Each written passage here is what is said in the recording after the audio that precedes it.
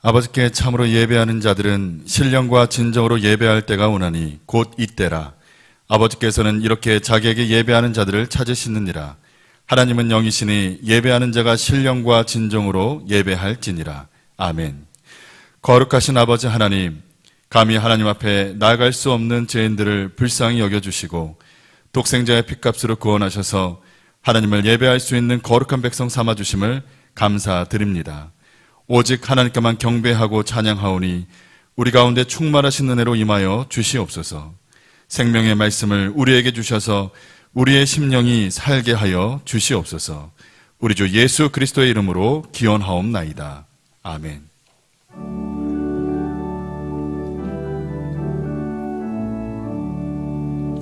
영원한 문화 열려라. 새 임금 들어가신다. 만왕의 왕이 오셨다. 만민을 구주시로다.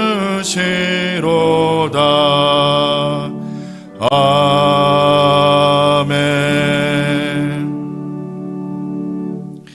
지난 한 주간의 삶을 되돌아보며 하나님과 사람 앞에 지은 죄를 회개하는 참회의 기도를 드리시겠습니다.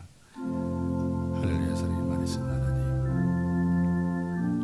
주님 언제나 함께 해주시고 다시니 감사를 드립니다. 여러 가지 어려운 세상 가운데 우리의 믿음과 의뢰에 다하신 하나님, 무너지고 있음을 하나님 고백합니다. 하나님 긍휼히 여겨 주시옵소서. 더욱더 주님과 믿음과 말씀 가운데 경고에 세워질 수 있도록 도와주시옵고, 제 가운데 선의 욕구에 넘어지지 않도록 주님 인도하여 주옵소서. 오늘 영과 참되는 예배할 수 있도록 성령으로 역사하여 주시옵소서. 하나님,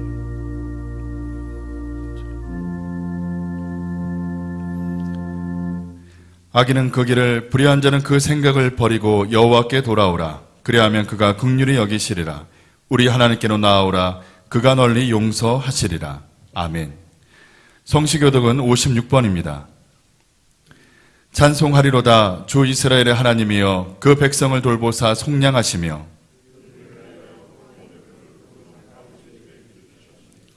이것은 주께서 예로부터 거룩한 선지자의 입으로 말씀하신 바와 같이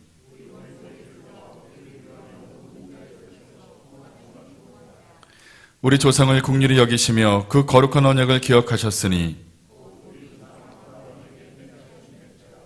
우리로 원수의 손에서 건지심을 입고 종일토록 주의 앞에서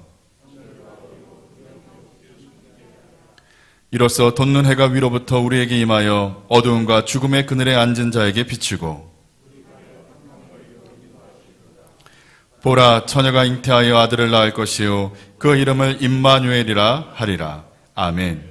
전능하사 천지를 만드신 하나님 아버지를 내가 믿사오며 그 외아들 우리 주 예수 그리스도를 믿사오니 이는 성령으로 잉태하사 동정녀 마리아에게 나시고 본디오 빌라도에게 고난을 받으사 십자가에 못 박혀 죽으시고 장사한 지 사흘 만에 죽은 자 가운데서 다시 살아나시며 하늘에 오르사 전능하신 하나님 우편에 앉아 계시다가 저리로서 산자와 죽은 자를 심판하러 오시리라. 성령을 믿사오며 거룩한 공회와 성도가 서로 교통하는 것과 죄를 사하여 주시는 것과 몸이 다시 사는 것과 영원히 사는 것을 믿사옵나이다. 아멘.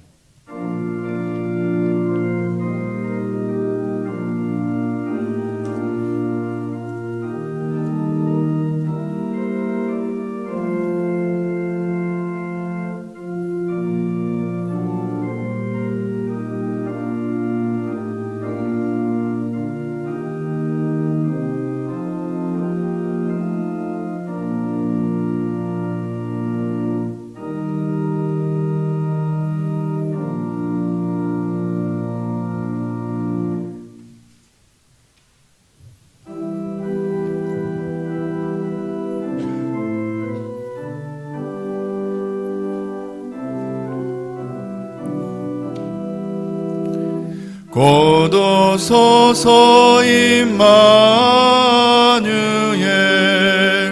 오 구하소서 이스라엘 그 포로 생활 고달파 메시아 기다립니다. 기뻐하라 이스라엘 곧 오시리라 임마누엘 곧 오소서 지혜의 주 온 만물 질서 주시고 참 진리의 길 보이사 갈 길을 인도하소서. 기뻐하라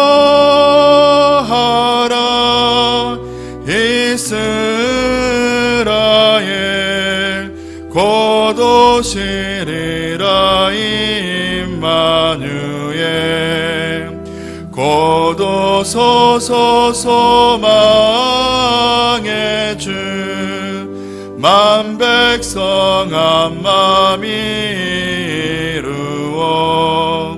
시기와 분쟁 없애고 참 평화 채워주소서.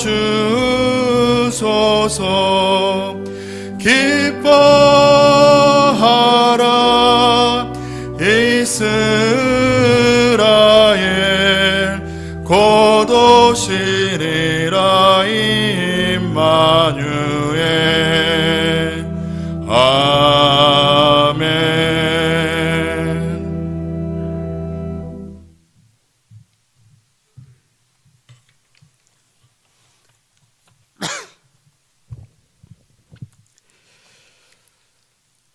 거룩하시고 자비로우신 창조주 하나님 아버지, 코로나19로 인한 고통 가운데서도 귀한 주일 대강절을 맞이하여 하나님께 먼저 존귀와 영광을 올려드리오니 홀로 영광 받아 주시옵소서.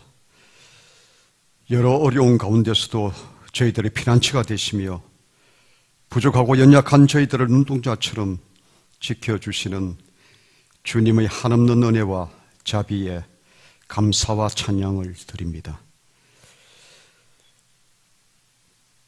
저희들은 주님께서 강림을 기쁜 마음으로 바라보며 이미 오신 예수 그리스도를 회상하며 정결한 마음으로 기다리게 하여 주시옵소서.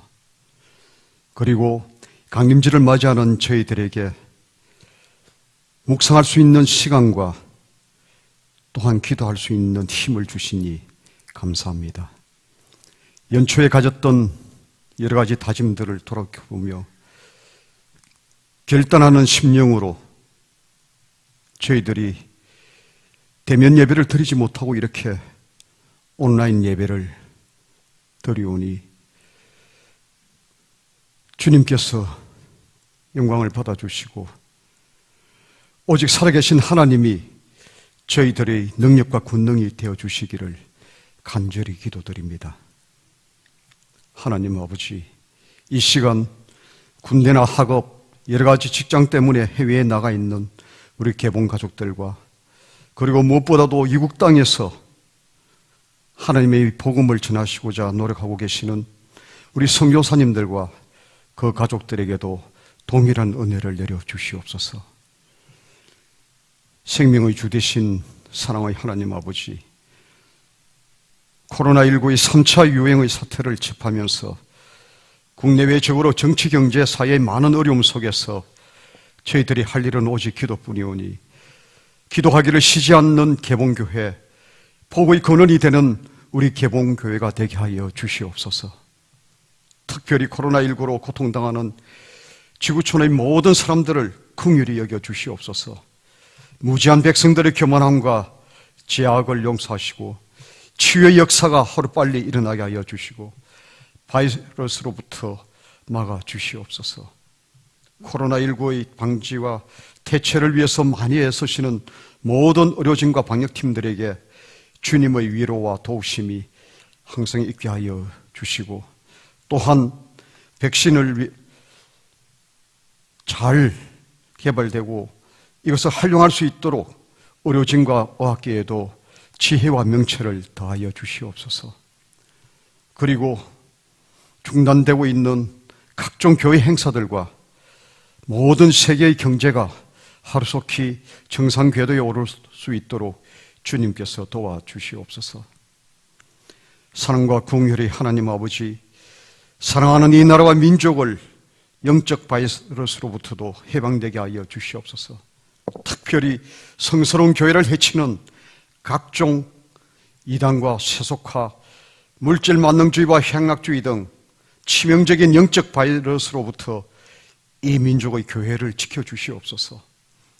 주님께서 친히 모든 권력을 가지고 있는 대통령으로부터 국민 한 사람 한 사람에게 이르기까지 하나님이 다스리신다는 그 주권을 인정하게 하여 주시고, 각 가정과 사이에서 윤리가 바로 서게 하여 주시옵소서.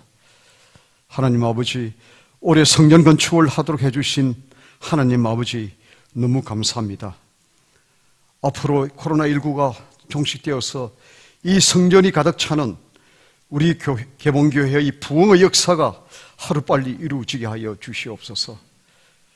그리고 이제 얼마 남지 않은 올해 한 해를 잘 묵상하면서 성탄절을 맞이하게 하여 주시고, 또한 희망찬 새해를 잘 준비하게 하여 주시옵소서. 이제 주님의 말씀을 선포하실 담임 목사님께 성령님이 특별히 함께 하셔서 늘 영적으로 육적으로 건강하게 하여 주시고, 이 시간 성령의 능력과 은혜의 말씀으로 인도하게 하여 주시며, 듣는 저희들에게는 그 말씀을 잘 깨달아 새롭게 결단하는 귀한 시간이 되게 하여 주시옵소서.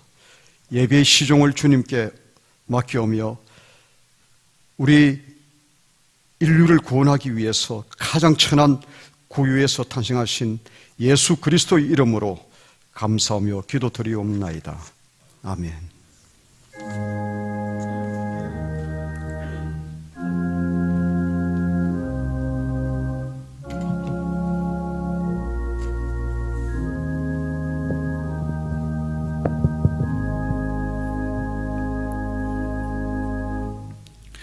오늘 우리에게 주신 하나님의 말씀은 두 곳입니다. 먼저 마태복음 1장 1절에서 12절까지 말씀입니다. 아브라함과 다윗의 자손 예수 그리스도의 세계라. 아브라함이 이삭을 낳고 이삭은 야곱을 낳고 야곱은 유다와 그의 형제를 낳고 유다는 다말에게서 베레스와 세레를 낳고 베레스는 헤스론을 낳고 헤스론은 람을 낳고 람은 아미나답을 낳고 아미나답은 나손을 낳고 나손은 살몬을 낳고 살몬은 라합에게서 보아스를 낳고 보아스는 롯에게서 오벳을 낳고 오벳은 이새를 낳고 이새는 다윗 왕을 낳으니라. 다윗은 우리아의 아내에게서 솔로몬을 낳고 솔로몬은 르호보암을 낳고 르호보암은 아비야를 낳고 아비야는 아사를 낳고 아사는 여호사밧을 낳고 여호사밧은 요람을 낳고 요람은 우시아를 낳고 우시아는 요담을 낳고 요담은 아하스를 낳고 아하스는 히스기야를 낳고 히스기야는 므낫세를 낳고 므낫세는 아몬을 낳고 아몬은 요시아를 낳고 바벨론으로 이거할 때 요시아는 여고냐와 그의 형제를 낳으니라. 바벨론으로 이거한 후에 여고냐는 스알디엘을 낳고 스알디엘은 스룹바벨을 낳고 16절에서 17절까지 말씀입니다. 야곱은 마리아의 남편 요셉을 낳으니라. 마리아에게서 그리스도라 칭하는 예수가 나시니라. 그런즉 모든 대수가 아브라함부터 다윗까지 14대요 다윗부터 바벨론으로 이거할 때까지 14대요 바벨론으로 이거한 후부터 그리스도까지 14대더라. 아멘.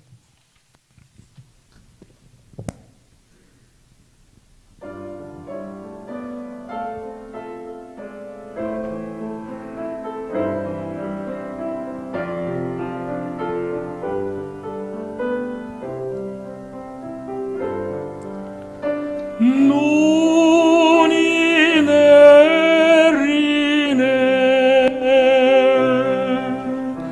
고요한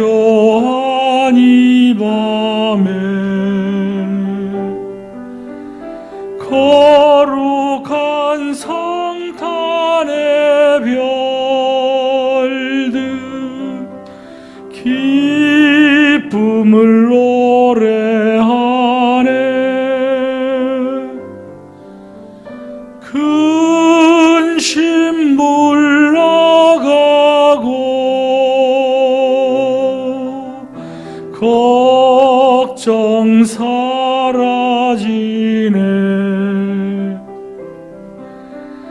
따뜻한 성탄의 불빛 평화를 노래하네.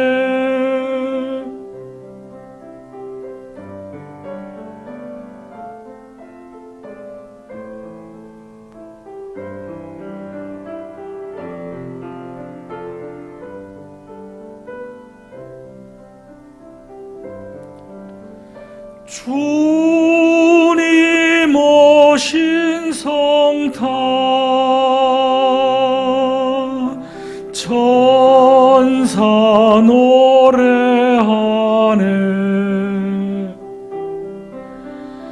모두 다 기쁨의 찬양 사랑의 주 오셨네. 사랑의 주 오셨네.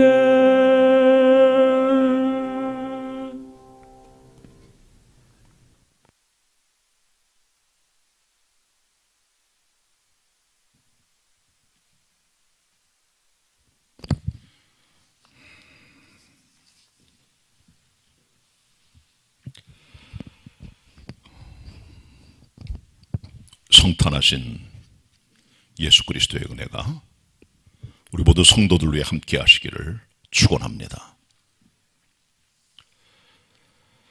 이번 금요일 성탄주의를 앞에 두고 전 여러분들에게 앞으로 3차례 마태복음서에 나타난 성탄에 대해서 설교하려고 합니다. 오늘은 첫 번째 시간으로 마태복음 1장 1절로 17절에 나타난 족보에 대해서 함께 상고하면서 은혜 받기를 원하는데, 많은 분들이 이 성경을 읽다가 마태 1장에서부터 아예 주저앉고 맙니다. 왜냐하면 그 긴 족보이기 때문에. 근데 사실은 이 관문을 통과해야 우리가 그리스도 예수를 만날 수가 있고, 이 긴 족보 스토리 속에 들어있는 하나님의 신학적 메시지를 들을 때 우리의 신앙이 바로 설 수 있는 기초를 잡게 되는 것입니다. 이스라엘 백성들은 특별히 이 족보를 대단히 소중히 여겼습니다. 전통적으로 그랬습니다. 본문에 기록된 1절의 말씀은 아브라함과 다윗의 자손 예수 그리스도의 세계라 그랬습니다. 세계란 말은 world, 세상을 말하는 것이 아니고요. genealogy, 족보, 계보를 말하는 그런 말입니다. 왜 이스라엘 백성들이 그렇게 족보를 소중히 여겼을까? 라는 것에 대해서 워렌 위어스비는 두 가지를 말했어요. 먼저 이 족보를 통해 이스라엘 백성들은 자기들이 지파에 속한 철저한 순수 유대인임을 입증하기 위해서였다는 거죠. 이스라엘 백성들은 대단히 배타적인 족속들입니다. 자기들 자신이 선택받았다는 이스라엘의 지파에 속해 있다는 것을 큰 자부심으로 믿고 살아갔기 때문에 이들이 갖고 있는 지파의 소속감이야말로 대단히 소중해서 족보를 따지는 일들은 이들에게 없어서는 안 되는 그런 일들이었다는 것을 알 수 있게 되는 것이죠. 그리고 이 족보에 없으면은 이방인이나 아니면 이상한 사람 취급을 했던 것이죠. 두 번째 이유는 그들에게 주어지는 유산에 대한 권리 때문입니다. 족보가 있다는 것은 이스라엘에 기업이 있다는 것이고, 기업이 있다는 말은 그들에게 기업과 유산 상속의 권리가 있음을 보여주는 재산권 행사에 문제가 있기 때문에 이 두 가지 이유로 바로 족보를 소중했다라고 말할 수가 있는 것입니다. 이 족보는 단순한 족보가 아닙니다. 특별한 족보인데요. 특별히 이 족보는 14대씩 3차례로 구성이 됩니다. 아브라함 때부터 다윗 임금까지, 그 다윗부터 바벨론 이거까지, 그리고 바벨론 이거부터 예수님 탄생까지의 3대로 이어지는 14대의 세 기간 동안의 메시지 속에 우리는 하나하나 의미가 있음을 보게 됩니다. 자, 먼저 첫 번째 14대는 은혜의 족보임을 볼 수가 있습니다. 기독교는 은혜입니다. 은혜는 말을 빼고는 기독교의 존재 가치를 이해할 수가 없는 것이죠. 구원도 은혜요, 우리의 삶의 자체, 그것이 또 하나님의 은혜입니다. 은혜가 무엇입니까? 은혜는 하나님께서 모든 것들을 선물로 주신다는 것입니다. 갚을 수 없는 축복과 선물을 받은 비천한 사람이 받은 그 내용들, 그게 은혜입니다. 갚을 수 있다면, 대가를 지불할 수 있다면 그건 은혜가 아닙니다. 노동과 열심의 대가이기 때문에 감사할 것도 없고 고마울 것도 없어요. 그러나 아무것도 할 수도 없고 무력하고 가난하고 비천한 사람이 큰 은혜를 받아, 선물을 받아 살아갈 수 있다면 그것은 바로 값없는 선물이기 때문에 은혜라고 말할 수 있는 것입니다. 오늘 본문에 기록된 첫 번째 14대의 사람들을 가만히 살펴보시면 이들이 얼마나 콩가루 집안인가를 발견할 수가 있어요. 이 14대의 기본적인 시조는 아브라함입니다. 그는 믿음의 조상이라고 말하고 있고, 사람들이 또 열국의 아비요 복의 근원이라고 말하는 사람이지만, 그러나 이 사람이 가져온 삶을 우리가 보게 되면 아브라함의 삶이 그렇게 정결한 삶이 아니었음을 또 발견하게 돼요. 이 족보 속에서 우리는 아브라함의 족보가 얼마나 콩가루 집안인가를 발견하게 되는 것이죠. 그러나 이 집안에서 하나님께서는 다윗 임금을 내셨다는 것입니다. 자, 본문 1장 1절입니다. 같이 보도록 하겠습니다. 아브라함과 다윗의 자손 예수 그리스도의 세계라. 아브라함이 이삭을 낳고, 이삭은 야곱을 낳고, 야곱은 유다와 그의 형제를 낳고, 유다는 다말에게서 베레스와 세라를 낳고, 베레스는 헤스론을 낳고, 헤스론은 람을 낳고, 람은 아미나답을 낳고, 아미나답은 나손을 낳고, 나손은 살몬을 낳고, 살몬은 라합에게서 보아스를 낳고, 보아스는 루색에서 오벳을 낳고, 오벳은 이새를 낳고, 이새는 다윗 왕을 낳으니라. 6절 상반절까지만 읽었습니다. 이 중에 5 인물을 봅시다. 먼저 아브라함입니다. 믿음의 조상이지만 그는 우상 숭배자였어요. 갈대아 우르 지역에서 여호와 하나님이 아니라 우상을 섬겼던 사람인데 하나님의 부름을 받아 가나안 땅에 들어오게 됩니다. 약속의 아들을 기다리지 못하고 하갈을 첩으로 삼아 인위적으로 이스마엘을 낳은 사람이 아브라함입니다. 자기 목숨의 생존을 위하여 자기 아내를 누이라고 속였던 비겁한 남편이기도 한 사람이죠. 이게 아브라함입니다. 그의 손자 야곱을 보세요. 형에서의 장자권을 거짓말과 사기로 가져옵니다. 라헬이라는 한 여성을 얻기 위하여 20년 가까이 봉사하고 섬깁니다. 그리고 부인을 내스럽습니다. 10이나 밀려의 자녀를 얻어요. 아내들의 싸움, 자녀들의 갈등, 이것이 야곱 집안의 콩가루 집안됨을 보여주는 것들이죠. 그는 야망의 사람이었고, 욕심의 사람이었고, 사기꾼이었고, 정직하지 못한 사람이었지만 하나님 물론 바꾸어 주시죠. 그 다음에 유다란 사람입니다. 유다는 야곱의 4번째 아들입니다. 그는 자기의 첫 번째 며느리인 다말과 동침하여 베레스와 세라라고 하는 쌍둥이를 낳게 되는 것이죠. 시아버지와 며느리가 관계를 맺는 해고망측한 사건이 기록되어 있는 콩가루 집안의 스토리가 아브라함의 이 집안의 첫 번째 족보인 것이죠. 라합을 보세요. 라합이 이 족보에 들어와 있어요. 여리고성의 이방 여자요, 기생입니다. 천출입니다. 그게 라합이에요. 룻을 보세요. 룻이라고 하는 여자는 모함 여자입니다. 현숙하고 착한 여성이었지만 뿌리 자체는 유다의 순수 토종이 아닙니다. 이방에서 들어온 여자입니다.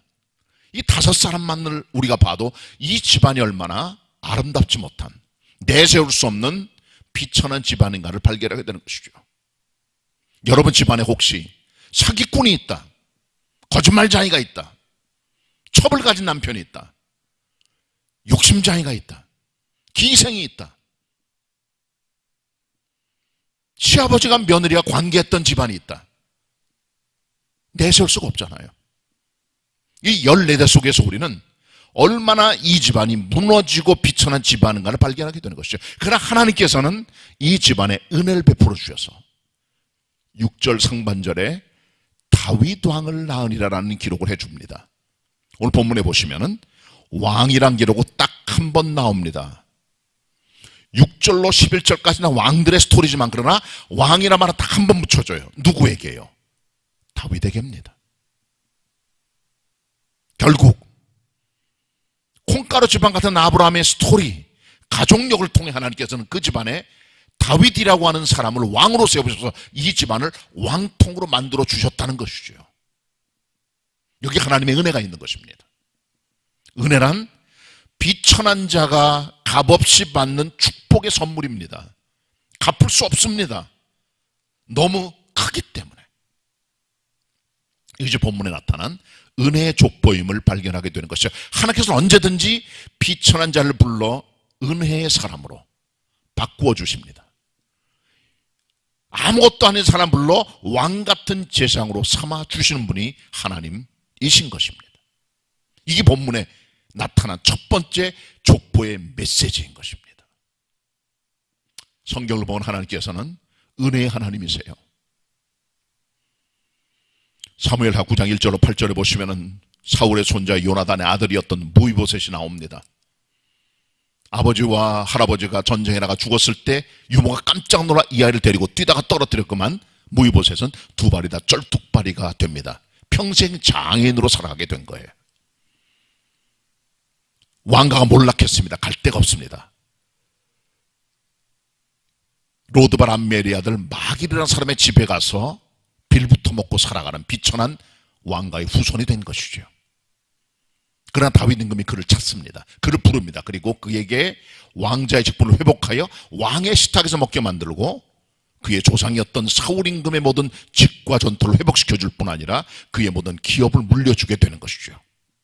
그때 무이보셋은 어찌 죽은 개 같은 나를 돌보시느냐고 다윗에게 감사의 표현을 합니다. 이게 하나님의 은혜입니다. 쩔뚝발이 같은 장애인, 죽은 개 같은 인생의 바닥, 남들을 돌보지 않는 몰락한 왕가의 후손을 하나님께서 부르셔서 왕자처럼 만드시고 기업을 회복시켜 주시는 하나님의 은혜, 바로 이것이 바로 은혜인 것입니다. 에스더 2장 5절로 18절에 보시면 히브리 여자요 유대에서 온 포로였던 에스더 스토리가 기록이 됩니다. 에스더라고 하는 여성은 베냐민 지파 여성이었어요. 그의 사촌 오라비였던 모르드게가 그를 자기 딸처럼 양육을 합니다. 이방 땅에 와서 살면서 부모님의 세상을 떠났고 정권이 바뀌어 아하수에로라는 사람의 페르시아의 왕이 될 때 왕비가 폐위가 됩니다. 그래서 많은 페르시아 지역에서 왕비 간택을 위해서 경쟁을 벌이게 될 때 에스더가 왕비가 되는 것이죠. 에스더는 부모님이 없어요. 고아입니다. 그리고 포로 출신이에요. 페르시아 정통이 아니에요. 그런데 아하수에로 임금이 그를 사랑스럽게 봅니다. 면류관을 씌워줍니다. 잔치를 벌입니다. 모든 백성들에게 세금을 면제시켜 줍니다. 상급을 내립니다. 크게 기뻐합니다. 포로가, 고아가 왕비가 된 거예요. 면류관을 쓴 거예요. 큰 페르시아 제국의 정실 왕비가 된 겁니다. 이게 은혜입니다. 스가랴 3장 1절로 7절에 보셔도 대제사장 여호수아가 어떻게 하나님의 은혜로 하나님의 종으로 설 수 있게 되는가를 보여줍니다. 세습된 제사장이었던 여호수아는 성전에 섬기는 종이었지만 품행이 방정지 못하고 하나님의 종으로 온전치 못한, 정결치 못한 종이었어요. 그래서 하나님의 사자 앞에 스가랴가 섰을 때 옆에 있던 사단이 그를 대적하고 비난합니다. 네가 무슨 하나님의 종이냐? 내가 무슨 대제사장이냐? 그의 약점을 공격하고 그의 부족함을 공격하고 검사처럼 그를 찔러 들어갑니다. 할 말이 없습니다. 그때 하나님께서 말씀하십니다.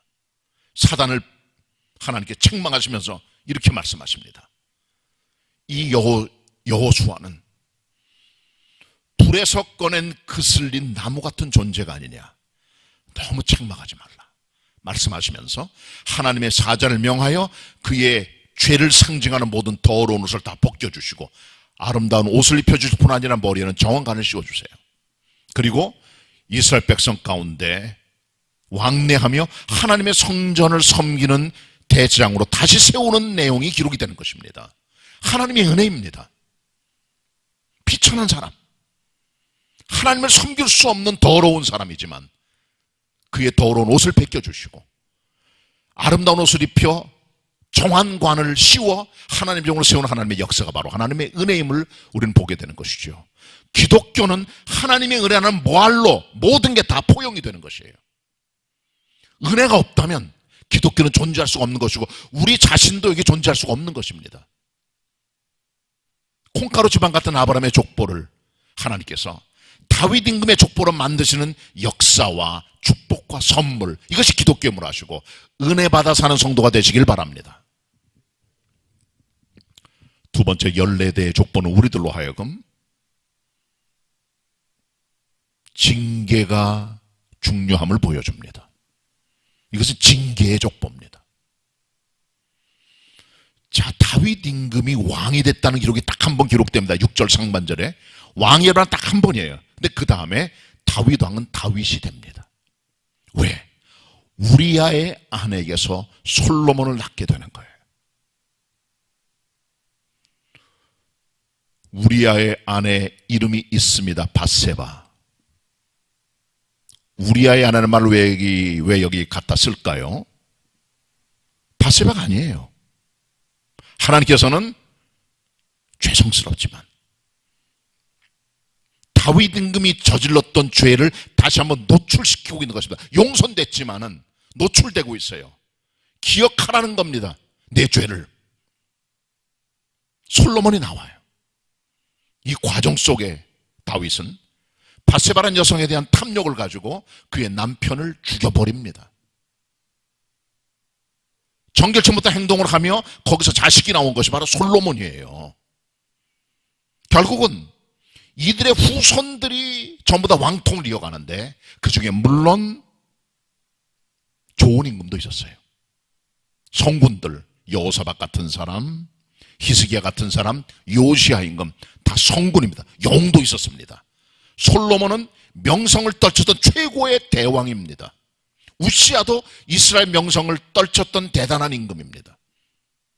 그러나 정결치 못한 왕도 있었어요. 르호보암이라든가 므낫세라든가 여호냐 같은 사람들.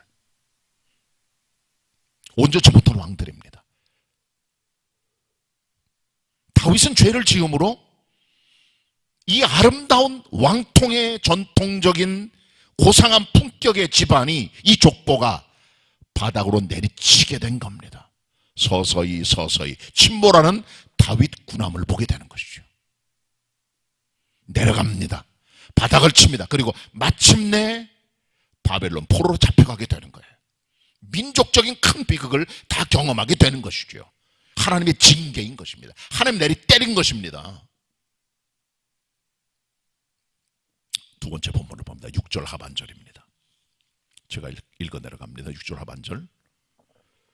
자, 상반절 보시면은 이새는 다윗 왕을 낳으니라 딱 한 번 기록되고 그 다음에 하반절은 다윗이 돼요. 그때부터 우리아의 아내에게서 솔로몬을 낳습니다. 솔로몬은 르호보암을 낳고 르호보암은 아비야를 낳고 아비야는 아사를 낳고 아사는 여호사밧을 낳고 여호사밧은 요람을 낳고 요람은 우시야를 낳고 우시야는 요담을 낳고 요담은 아하스를 낳고 아하스는 히스기야를 낳고 히스기야는 므낫세를 낳고 므낫세는 아몬을 낳고 아몬은 요시야를 낳고 바벨론으로 이거할 때에 요시야는 여고냐와 그의 형제를 낳으니라. 바벨론으로 이거할 때에 11절에 기록되어 있죠. 바벨론 이거의 사건은 본문에 나와 있는 단순한 사건이 아닙니다. 엄청난 사건입니다. 다윗 임금의 범죄 이후로 왕들을 비롯해 이스라엘 백성들이 죄 지은 것을 하나님께서 인내하시다가 결정적 순간에 진노의 매를 드신 거예요. 그 하나님의 때가 옵니다. 그 때가 있다는 거죠. 길이 참으시다가 노아 때 홍수를 보내시잖아요. 길이 참고 참으시다가 소돔과 고모라에 징벌을 내려 유황불로 다 멸망시켜 버리시잖아요. 하나님 심판의 때가 있는 것이죠. 특별히 하나님께서 선택한 자기의 자녀들에게는 징계의 손으로 다루시는 것이죠. 다윗의 범죄, 후손들의 범죄, 백성들의 우상 숭배. 하나님께서는 마침내 결정적으로 BC 586년 바벨론 대왕이었던 누부갓네살 이세를 드셔서 이스라엘 백성을 밀어버리십니다. 하나님의 성전이 파괴됩니다. 그 안에 있던 금과 은과 모든 보석들과 기명들을 누부갓네살이 다 바벨론으로 가져가 버리고 맙니다. 성곽이 다 깨져나갑니다. 포로 잡혀갑니다. 백성 쑥대밭이 됩니다. 엉망진창이 된 겁니다. 전쟁의 폐허만 남게 된 거예요. 그냥 단순히 바벨론 이거가 아닙니다. 하나님의 그 신발이 떨어진 것이죠.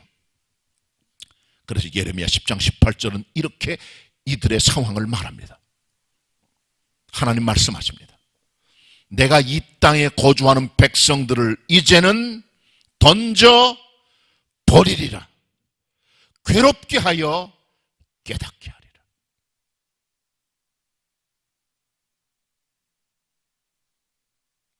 은혜 받고 편안할 때는 하나님의 은혜를 잘 모르고 살아갑니다. 점점 변질됩니다. 타락합니다. 하나님을 떠나갑니다. 하나님 손을 드십니다. 그리고 내던져 버리세요. 사정없이. 그리고 괴롭게 합니다. 그리고 깨달음을 주시는 거예요. 왜? 하나님의 자녀이기 때문에. 히브리 12장에 보시면 사생자들은 징계가 없어요. 부모가 없잖아요. 하나님의 아들, 딸들은 하나님 아버지십니다. 잘못 갈 때 징계의 매를 드십니다. 그리하여 우리를 유익한 길로 이끌려고 우리를 연단시키신다고 말씀해주고 있어요. 이게 하나님의 방법입니다. 그러니까 하나님께서 징계하실 때 은혜의 손, 자비의 손이 아직 있을 때 빨리 주님께 엎드려 간구하며 회심하는 것이 가장 좋은 기름을 우리가 알고 믿음 생활해야 되는 것이죠. 죄 지면 인생이 바닥을 치는 거예요. 내려가는 거예요. 가정이 내려가고 신분이 내려가고 지위가 내려가고 건강이 내려가고 집안이 내려가고 사업이 내려가고 인생이 다 바닥을 치게 되는 겁니다. 그리고 다 붙들려가고 내동댕이 쳐지고 괴로움을 당하게 되는 거예요. 그때 정신을 차리는 걸 바라봐야 돼요.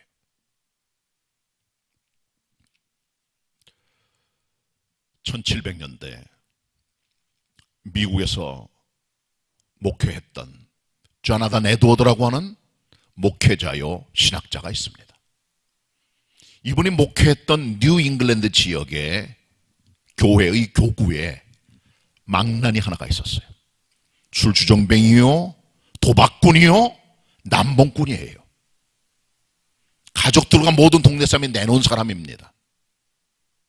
근데 어느 아침 이 망나니 같은 녀석이 에드워드 목사를 찾아온 거예요.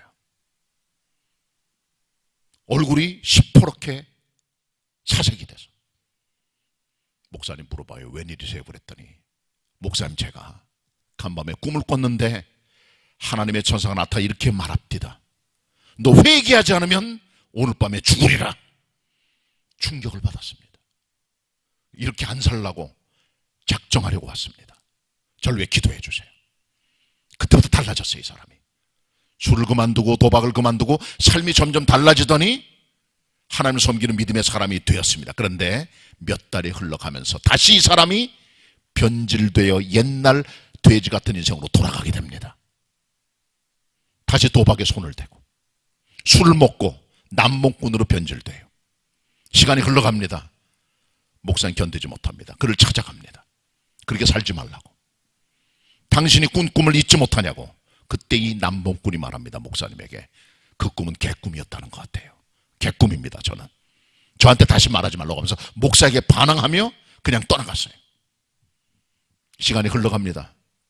어느 날 이 망나니가 바에 들어가서 술을 마시고 내려오다가 계단에 미끄러져 넘어져 목이 꺾어져 즉사하게 됩니다. 이 사실을 본 에드워드 목사가 일기장을 펴봤더니 밤에 천사의 메시지를 듣고 자기를 찾아봤던 그날이 1년 전 그날이었다는 거죠. 1년 만에 하나님의 징계를 받게 된 거예요.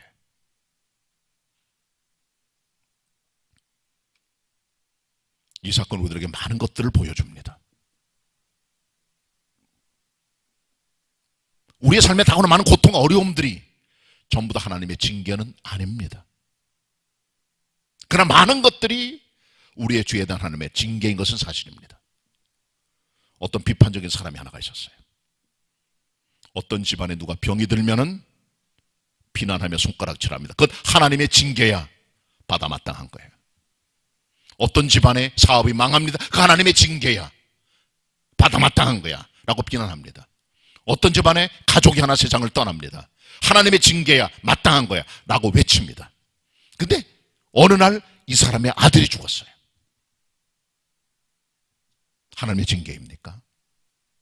우리는 손쉽게 남이 받는 고통이나 형벌을 하나님의 징계라고 말할 권리는 누구도 없습니다. 그건 자기가 깨닫는 거예요. 그러나 성경 역사를 보면은 다윗인가가 모든 열왕들과 백성들의 범죄 때문에 바벨론에 끌려가는 비참한 사건을 경험한 것은 하나님께서 내동댕이 치신 하나님의 징계의 한 부분임을 알고 우리가 회개해야 되는 겁니다. 하나님의 징계의 손길 앞에 겸손해야 되는 것입니다. 깨달음을 가져야 되는 것입니다. 하나님의 징계의 손길 앞에 겸손하게 깨달을 수 있는 종이 되시길 바랍니다. 자, 마지막 세 번째 14대의 족보가 12절부터 16절까지 기록이 됩니다. 이 족보는 회복과 소망의 족보입니다. 왜 그럴까요? 바벨론 포로 잡혀간 이스라엘 백성들이 70년간 포로로 잡혀갔다 몇 차례 포로에서부터 귀환을 하면서 역사가 뒤바뀌어 페르시아가 세계를 정복하고 헬라가 그 자리를 대신하고 마침내 예수님 당시에 로마 시대가 되었습니다. 거의 500년의 세월이 흘러간 거예요. 이 기간 동안은 이스라엘 백성들이 물론 수르바벨을 중심으로 성전도 세웠지만은 이스라엘 백성들은 암흑기였습니다. 바벨론 포로로 잡혀가면서 다윗 왕권은 완전히 깨져나갔고 다윗 왕조는 족보 안에 이어갑니다. 힘과 힘을 상실해버린 거예요. 이스라엘의 가장 최고의 암흑기, 국가도 없고 민족만 살아있는 그런 암흑기가 이때였던 것이죠. 식민지가 됩니다. 페르시아 식민지, 헬라 식민지, 로마 식민지. 이게 역사입니다. 세 번째 14대의 족보는 우리들에게 이스라엘 백성들이 가져왔던 암흑기의 스토리를 보여주고 있다는 것이죠. 본문 같이 봅니다. 11절 다시 보도록 합니다. 바벨론으로 이거할 때에 요시야는 여고냐와 그의 형제를 낳으니라. 12절입니다. 바벨론으로 이거한 후에 여고냐는 스알디엘을 낳고 스알디엘은 수룹바벨을 낳고 수룹바벨은 아비웃을 낳고 15절입니다. 엘리웃은 엘르아사를 낳고 엘르아사는 mat단을 낳고 mat단은 야곱을 낳고 16절 야곱은 마리아의 남편 요셉을 낳았으니 마리아에게서 그리스도라 칭하는 예수가 나시니라. 구약 성경에서는 그리스도의 탄생을 예언했습니다. 이사야 7장 9장 예수 그리스도는 동정녀 탄생이다. 그분은 임마누엘, 우리가 함께하는 하나님이시다. 그는 아기로 아들로 이 땅에 오셨다 말씀합니다. 그리고 53장에서는 온 인류의 죄를 걸머지실 고통의 주님, 고난의 주님을 보여주고 있고요. 55장에 그 다음에 60장에서는 영광의 주님의 광채를 보여주고 있다는 것이죠. 미가서에서는 예수 그리스도의 베들레헴 탄생을 예고합니다. 구약의 모든 메시지는 앞으로 다가오실 왕의 왕 그리스도 예수에게 모든 포커스를 집중적으로 맞춰주고 있다는 거죠. 그리고 결국 500년 이상 되는 긴 포로와 암흑의 역사 속에 그리스도가 나오시게 된 것이죠. 그래서 우리는 이 세 번째 14대의 역사를 보여주는 500여 종 기간 동안을 일컬어 우리는 인터테스타멘탈 피리어드라고 말하는 겁니다. 두 테스타먼트, 올 테스타먼트, 뉴 테스타먼트, 구약과 신약 사이에 껴있는 인터테스타멘트 피리어드, 신구약 중간 시대인 것이죠. 이때 사람들은 암흑기에서 메시아 탄생을 고대하고 바라보게 됩니다. 그리고 마침내 하나님께서는 요셉의 혈통을 통해, 다윗의 후손인 요셉의 혈통을 통해 그리스도 예수를 이 땅에 나오게 하신 것이죠. 왕이 탄생하신 것입니다. 주님이 탄생하신 것입니다. 이게 하나님의 방법입니다. 이것이 회복이요, 이것이 소망입니다. 그렇기 때문에 이 본문의 말씀은 우리들에게 회복과 소망을 보여주고 있다는 것이죠. 그리스도가 오실 때 회복이 되고 소망이 생깁니다. 구약에 룻기라는 책이 있습니다. 사사시대에 벌어진 한 가정의 스토리예요. 이스라엘 백성들이 자기 소견대로 행했던 사사시대에 유대 땅 베들레헴에 엘레멜렉이라는 사람이 살았어요. 나옴이랑 결혼해서 말론과 기럨 두 아들을 낳고 네 사람이 가족을 이루고 살아가는데 큰 흉년이 들어, 기근이 들어 어려움을 겪게 됩니다. 베들레헴에서 큰 유지요 유력한 자 돈이 많았던 엘리멜렉은 아내와 함께 자식들을 데리고 모압 땅으로 그들의 재산을 보존하기 위하여 이민을 가게 됩니다. 두 아들은 모압 여자, 이방 여자랑 결혼도 시킵니다. 10년이 흘러갑니다.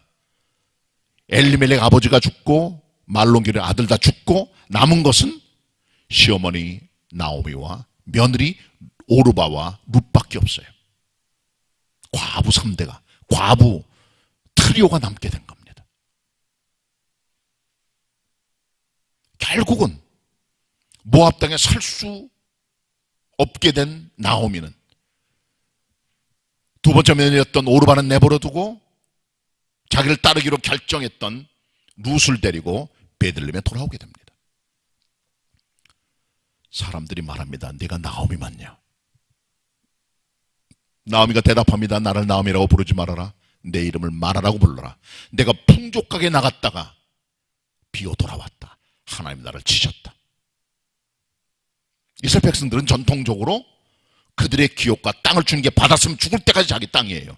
팔 수 없어요. 그런데 다 남겨두고 가나안 땅을 버리고 약속의 땅을 버리고 모압 땅으로 가서 이방 여자 결혼을 시켰잖아요. 불순종입니다. 하나님이 그를 내리치십니다. 나옴이라는 이름의 뜻은 환희, 기쁨의 뜻이에요. 마라는 쓰다, 괴롭다는 말이고요. 나를 나옴이라 부르지 말아라. 난 기쁜 여자가 아니야. 웃음의 여자가 아니야. 나는 마라야. 난 괴로워, 힘들어, 빈털털이야. 다 잃어버린 거예요. 불순종해서. 결국은 기업과 경제와 모든 걸 잃어버린 나오미와 룻은 베들레헴에 돌아가 빌어먹게 되는 거예요. 먹을 게 없어요. 생존이 불가능해. 그래서 며느리 룻이 보리 추수하는 곳에 가서 이삭 죽기를 하는 거예요. 마침 그들이 베들레헴 돌아갔을 때 보리 추수하는 절기가 됐어요.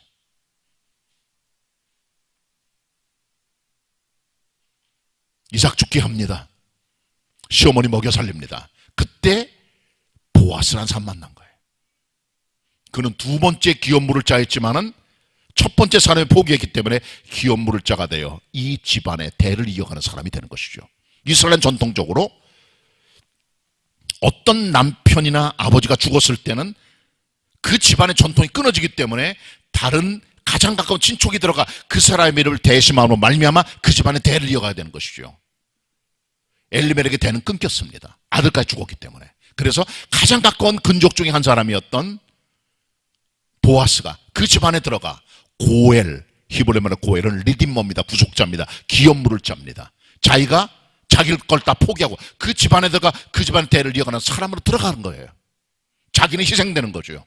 그리고 자기 재산 모든 걸 공유하게 되는 겁니다. 그리고 보아스가 오는 말미암아 이 집안이 살아나게 돼요. 대가 살아나고 족보가 살아나고 먹을 게 생기고 기업이 살아나고 다 살아나게 돼요. 그리고 이 집안이 풍성한 집안이 되게 되는 것이죠. 보아스와 룻이 결혼해 낳은 아이가 오벳이고 오벳의 아들이 이세고 이세의 아들이 다윗이 되는 겁니다. 이게 롯기의 간단한 요약입니다. 보아스가 들어옴으로 말미암아 나오미와 룻과 집안이 다 살아나게 된 것이죠. 바벨론 포로 갔던 이스라엘 백성들, 모든 게 다 무너지고 깨지고 내려간 바닥의 인생들, 그런 족보들이잖아요. 그리스도가 오신 거예요. 그들의 소망으로. 여기 보아스보다 위대한 분이 계십니다. 보아스는 기업 물을 자, 고엘, 리디머입니다. 구속주예요. 더 큰 분 그리스도 예수를 미리 그는 예고하고 있는 것입니다. 보아스보다 위대하신 온 인류의 고엘, 온 인류의 리디머, 온 인류의 구속주, 온 인류의 기업 물을 자 그리스도 예수인 것이죠. 그분이 오실 때 회복이 되는 것입니다. 상처받은 심령이, 깨어진 가정이, 무너진 경제가 다 살아나게 되는 것입니다. 다 일어나게 되는 것입니다. 그렇기 때문에 세 번째 족보는 그리스도 예수를 통해 나타나는 회복과 소망의 족보인 것입니다. 바로 이것이 성탄의 메시지인 것입니다. 이 복된 날, 성탄을 바라보면서 예수 그리스도를 회복의 주님, 소망의 주님으로 믿고 나아가는 믿음의 사람 다 되시기를 바랍니다. 기도하십시다. 주님, 말씀 대언하였습니다. 어려움 당하는 때에 그리스도 예수시여 우리의 회복과 소망의 주님이 되어 주시옵소서. 하나님 아버지시여, 많은 사람들이 깨어지고 고통당하고 내던져 버려지고 어려운 시간을 보내며 흑암의 시간을 보내고 있습니다. 우리 주님, 소망의 주님으로 찾아봐 주시고 왕으로 좌정하여 주시고 우리를 다스려 주시고 회복하여 주시고 우리에게 소망과 하늘의 것을 바라보는 믿음을 허락하여 주시옵소서. 소망의 주님 예수 그리스도의 이름으로 기도드립니다. 아멘. 주신 말씀에 감사하는 마음으로 찬송가 105장 찬송하시겠습니다.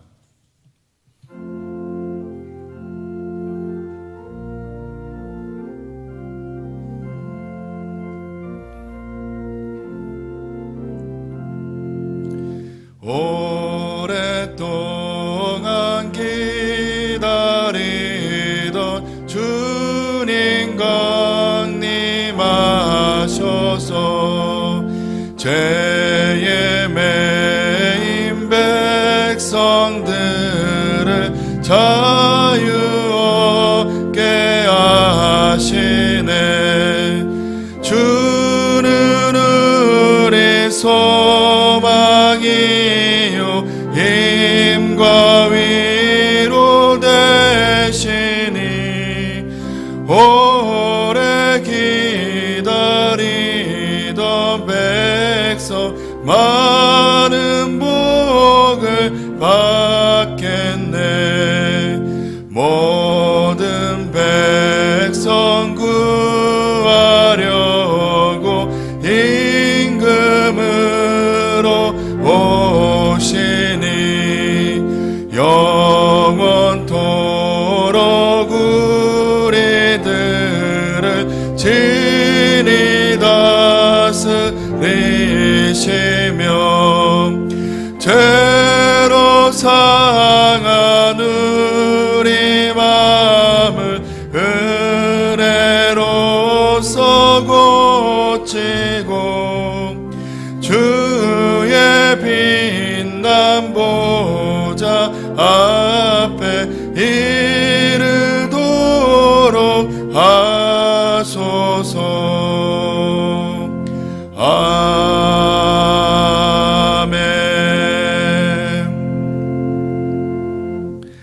믿음과 정성으로 하나님께 예물 드리실 때 사랑의 헌금도 같이 드리시겠습니다.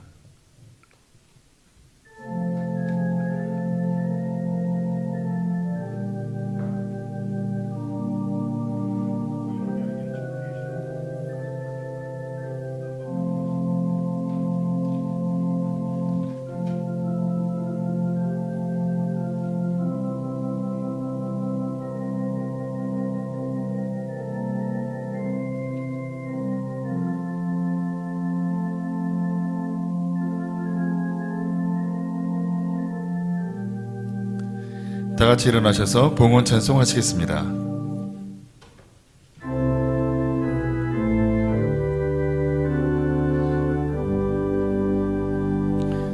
모든 것이 주께로부터 왔으니 이 예물을 주께 바치나이다.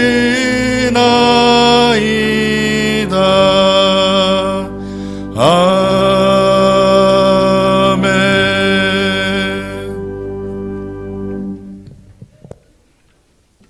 은혜로우신 하나님, 복된 하나님의 날, 성도들이 함께 비대면이지만 삶의 처소에서 예배하며 하나님을 경배하며 찬양하게 하심을 감사를 드립니다. 이 시간 하나님 앞에 은행 계좌를 통해서, 헌금함을 통해서, 혹은 소수의 사람들이 현장에서 예물을 드림으로 하나님을 높여드립니다. 어디서 드렸건 하나님 다 흠양하여 주시고 저들의 손길 마음을 보시고 저들의 삶에 하늘의 큰 은총 내려주시사 부족함과 연약함이 없도록 같이 해주시길 원합니다. 채우시고 풍족케 하여 주시옵소서. 예수 그리스도의 이름으로 기도드립니다. 아멘. 자리에 앉으시길 바랍니다.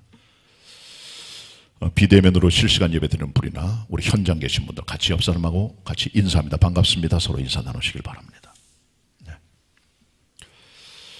교회 소식을 몇 가지 전해드립니다.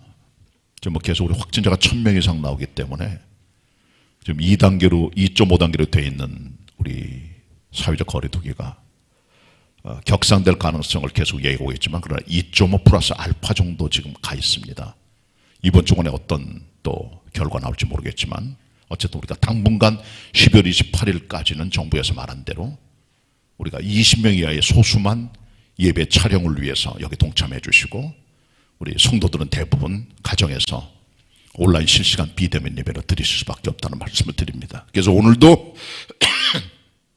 1부, 2부, 3부, 4부까지는 온라인 실시간으로 예배를 드리고, 교회 학교는 아침 9시까지 유튜브에 동영상 올리면 그것을 보시고 예배 드리시고 분방 공부를 이렇게 하시면 됩니다.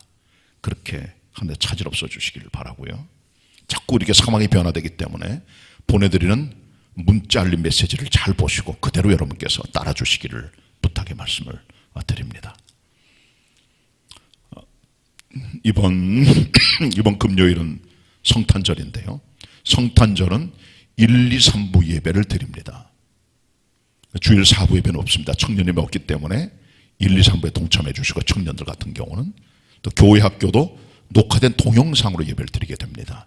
실시간 온라인 예배는 1, 2, 3부 예배만 성탄절 드리게 되니까 그렇게들 하시길 바라고요. 또 성탄절 헌금 봉투를 준비해 놨는데 못 드리실 것 같아요. 여러분 교회 오셔서 필요한 분들 오셔서 드려도 상관없습니다.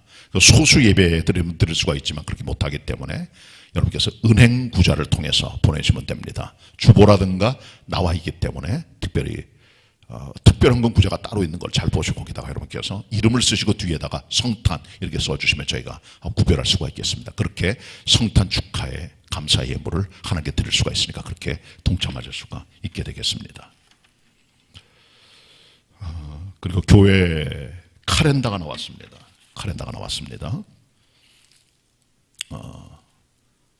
오늘 예배 끝나고 예배당 앞에서는 안 나눠드리고 저 밑에 행정실에 가셔서 구역장들께서는 직접 찾아가셔야 돼요. 자기 구역원들 것을 명단도 기록해서 내가 누구는 것을 갖다 주겠다. 그렇게 해야 중복이 안 되고, 그리고 개인적으로 가져갈 분은 이름을 쓰시고 가져가시면 되겠습니다. 한 세대 하나씩 드리겠고요. 그리고 못 가져가신 분들, 그렇게도 안 된 분들은 저희 교육자들이 명단을 보고 누락된 부분들은 직접 가서 전달하도록 하겠습니다. 그러니까 꼭 그냥 가져가지 마시고 좀 불편하시더라도 행정실 가거나 카페 가셔가지고 이름을 쓰시고 가져가면 되는데, 특별히 행정실을 들러서 물어보시고 그 다음에 쓸 것 쓰시고 가져가시면 그 도움이 되겠으니까 구역 사역자들께서는 자기 것뿐 아니라 구역원들 것도 잘 챙겨주시길 부탁의 말씀을 드리고요. 그다음 우리 교회 통합 영감을 간단하게 만들었습니다. 뭐 성가대라든가 아니면 국내외 선교 소식, 교회학교 소식들 이런 것들 다 묶어가지고 한 해 동안의 사역들을 우리가 만드는 영감이 있는데 행사 때마다 이것을 만들어 현장감을 높였지만은 오늘 어쩔 수가 없어. 또 행사를 못했기 때문에 그냥 이렇게 묶어가지고 통합 영감으로 우리가 많은 걸 빼고 누락시키고 이렇게 만들어냈습니다. 이런 것을 가지고 나중에 우리 교회가 아름다운 자료를 통해 나중을 과거를 회고하고 미래를 바라보는 그런 좋은 자료가 되기를 바랍니다. 감사의 말씀을 드립니다. 교회학교에서는 성탄절 선물을 어제와 오늘 전달해줬고 전달하고 있습니다.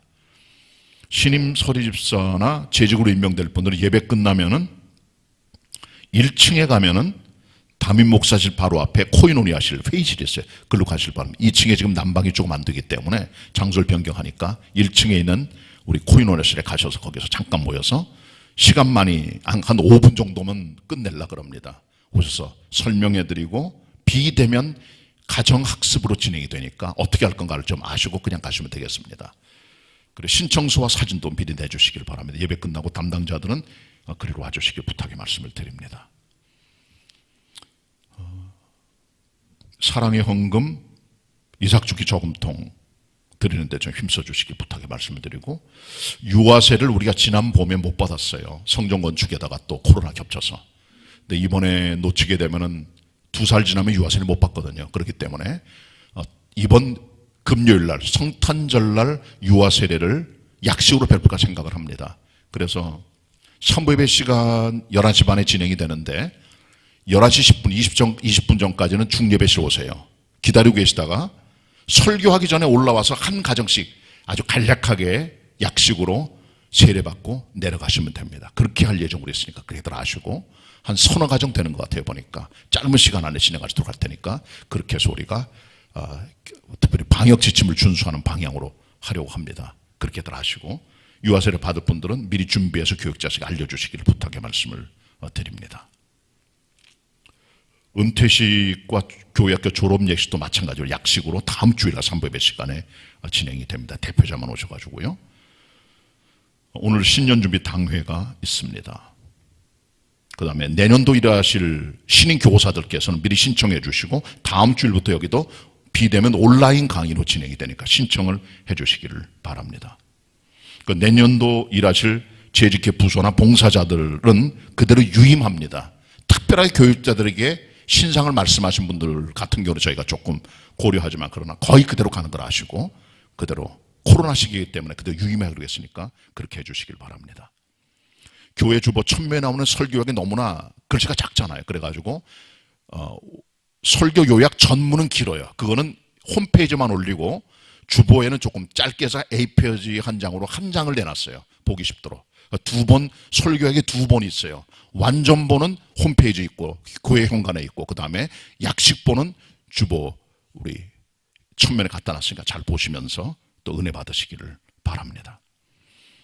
그리고 환경비원과 아파트 경비원들 선물 전달을 매년 하는데 이것을 위해서 우리가 수요일 날 개인 방역 센터를 선물로 해서 다 나눠드리게 되고요. 그 다음 날인 성탄 전날인 12월 24일 날 아침 10시에는 캐롤의 밤을 합니다. 동영상 통해서. 그래서 어제하고 오늘 우리가 다 이렇게 녹음하고 또 편집을 해서 녹화하고 편집해서 그것 가지고 목요일 날 12월 24일 날 아침 10시에 동영상 올려놓으면 그것 보시면서 캐롤의 밤을 청취할 수가 있습니다. 현장감은 떨어지만 그러나 많이 준비해서 할 예정으로 있으니까 길진 않을 거면 한 40분 정도 예측합니다. 보시면서 주님의 성탄을 축하해 주시기를 바랍니다. 이 정도 교회 소식 전해드렸고요. 이번 토요일 정선 로이스 그 다음에 정교 식사 접대는 장례 마치고 오신 이한부 성도님 문영성 선생님 가정에서 드렸습니다. 이봉랑 성도님 병원에 입원해 계시는데 기도해 주시기를 바랍니다.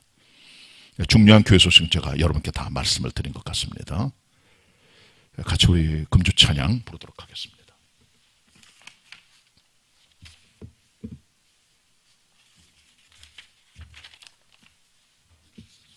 1절 같이 부릅니다. 왕의 왕입니다. 유대 땅 언덕에 목동이 서 있네. 소망이 사라진 곳을 향해 소망을 주는 왕의 탄생을 그려주는 그런 노래입니다. 1절 같이 부릅니다.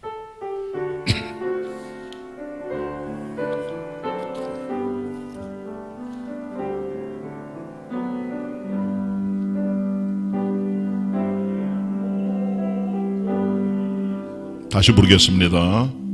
아니 이거 인도자가 노래를 해요. 다시 부릅니다. 반주. 유대 땅 언덕에 목동이 서 있네. 소망이 사라진 곳을 향해 이때에 구세주 탄생하셨다는 천사의 소리 들려왔네. 호산나 호산나 온 땅이여 찬양해. 참 소망의 주호심을. 세상은 여전히 어둡게 보여도 주님은 왕의 왕 주의 주. 예수 그리스도는 왕으로 오셨어요. 소망이 사라진 곳에 베들레헴 지경에 목자들이 밤을 새우고 있을 때 천사들이 내려와 온 인류에게 전할 큰 기쁨의 소식, 구세주 탄생 소식 알려주게 됐고, 거기서 천군 천사들이 함께 노래하는 그런 장면이 기록이 됩니다. 왕의 탄생을 노래하는 것이죠. 이 땅의 왕들은 다 사라집니다. 그러나 주님이 영원한 왕이 된다는 그런 노래입니다. 2절 같이 부르겠습니다.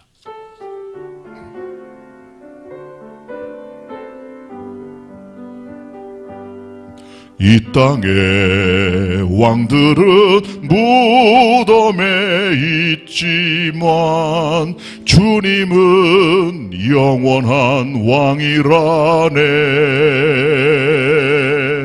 주님의 놀라운 사랑과 은혜는 이 세상 원수를 이겼네. 호산나 호산나 온 땅이여 찬양해. 참 소망의 주심을. 세상은 여전히 어둡게 보여도 주님은 왕의 왕 주의 주. 아멘. 한 주간 애청하시기를 바랍니다. 옆에서 같이 인사 나누겠습니다. 예수님께서는 왕이십니다. 왕의 탄생을 축하하는 한 주간 되시길 바라고, 특별히 성탄절날은 기쁜 마음으로 1, 2, 3부 예배 나오셔서 예배 함께 드리시고, 교회 학교도 각 부서별로 동영상을 통해 영광 돌리시고, 다음 주일은 마지막 주일입니다. 정성을 다해 하나님께 예배 드리고 한 해를 잘 마무리하는 여러분들 되시길 바랍니다. 승리하시길 바랍니다.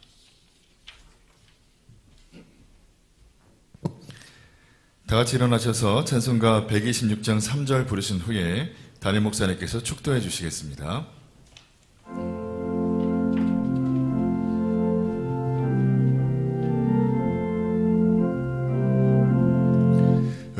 의로우신 예수는 평화의 왕이시고 세상 빛이 되시며 우리 생명 되시네. 죄인들을 불러서 거듭나게 하시고 영생하게 하시니 왕께 찬양하여라. 영생하게 하시니 왕께 찬양하여라.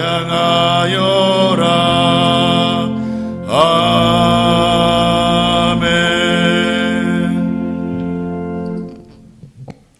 지금은 만왕의 왕이요 만주의 주로 오신 우리의 주님, 우리의 구세주 예수 그리스도의 은혜와 성부 하나님 아버지의 독생자 아드님 이 땅에 내어주신 측량할 수 없는 사랑과 성령님의 우리를 새롭게 하시고 회복과 소망을 주시고 우리와 함께 하심이 하나님의 전에서나 삶의 각 자리에서 예배하며 하나님께 나아가는 우리 모든 성도들 위해 흩어진 개봉의 가족들 머리머리 위에 이제는 영원히 함께 하시옵기를 간절히 축원하옵나이다. 아멘.